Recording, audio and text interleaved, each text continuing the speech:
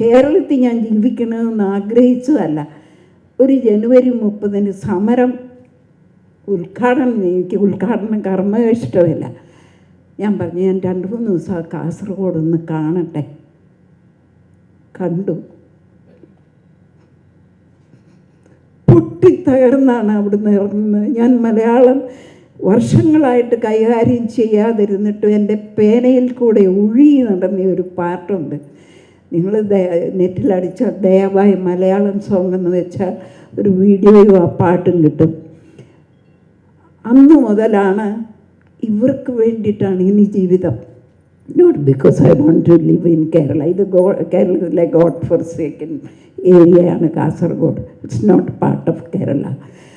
അങ്ങനെ അവർക്ക് വേണ്ടിയിട്ട് ഞാൻ ഇന്ന് ഞാൻ 18 ദിവസം നിരാഹാരം കിടന്നു, വെയിലും മഴയും കൊണ്ട്.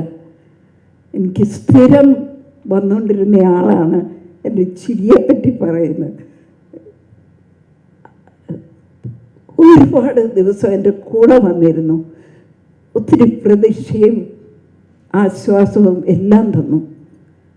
പക്ഷേ ആ സമരം കഴിഞ്ഞിറങ്ങുമ്പോൾ എൻ്റെ പ്രധാന ക്വസ്റ്റ്യൻ, ദ നമ്പർ 1 പോയിൻറ്റ്, എയിംസിന് വേണ്ടിയിട്ട് കാസർഗോഡിൻ്റെ പേര് കൊടുക്കുക എന്നേ പറഞ്ഞുള്ളൂ. ഗവൺമെൻറ്റിന് ഒരു ചിലവുമില്ല. പിന്നെ കുറച്ച് സ്ഥലം, അത് കാസർഗോഡിൽ ഒരു കുറവില്ല. പക്ഷേ എന്നോട് പറഞ്ഞത് ആ point we don't even discuss. അത് ഓൾറെഡി ഒരു ജനാധിപത്യത്തിൽ നേരത്തെ ഡിസൈഡ് ചെയ്ത് എവിടെയാണ് ഏഷ്യയിലെ നമ്പർ 1 മെഡിക്കൽ കോളേജുള്ള ഡിസ്ട്രിക്റ്റിൽ. എനിവേ അതിനെപ്പറ്റി ഞാൻ പറയുന്നില്ല. എന്തൊക്കെയായാലും ഇന്നും കാസർഗോഡിൻ്റെ വിഷയം അങ്ങനെ തന്നെ.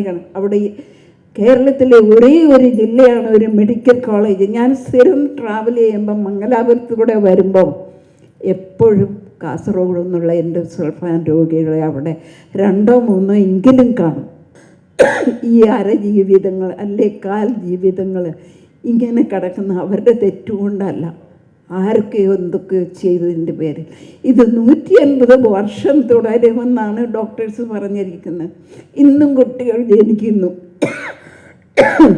20 കൊല്ലം ഹെലികോപ്റ്ററിൽ അടിച്ചു. 2000 അത് നിർത്തി. 2025 കുട്ടികൾ ഈ സിംറ്റംസും കൊണ്ട് ജനിക്കുന്നു.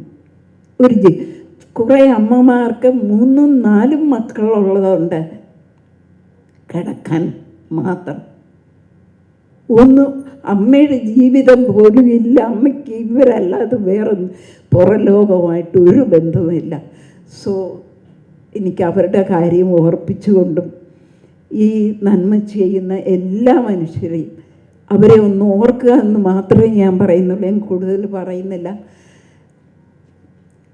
എൻ്റെ പാട്ടിൻ്റെ അവസാനത്തെ കളിയില്ല, ചിരിയില്ല, കൂട്ടുകാരില്ല, കാതുണ്ട്. കളിയില്ല, ചിരിയില്ല, കൂട്ടുകാരില്ല, കണ്ണുണ്ടോ കരളലിയും ജീവ കാഴ്ചകൾ കാണാൻ, കാതുണ്ടോ സ്വരമില്ല രോദനം കേൾക്കാൻ, ഒരു കൈ തരൂ ഒരു താങ്ങാമൂ, നെഞ്ചോട് ചേർക്കൂ, ഒരു ജീവിതം ഞങ്ങൾക്ക് നൽകൂ, ഒരു ജീവിതം ഞങ്ങൾക്ക് നൽകൂ.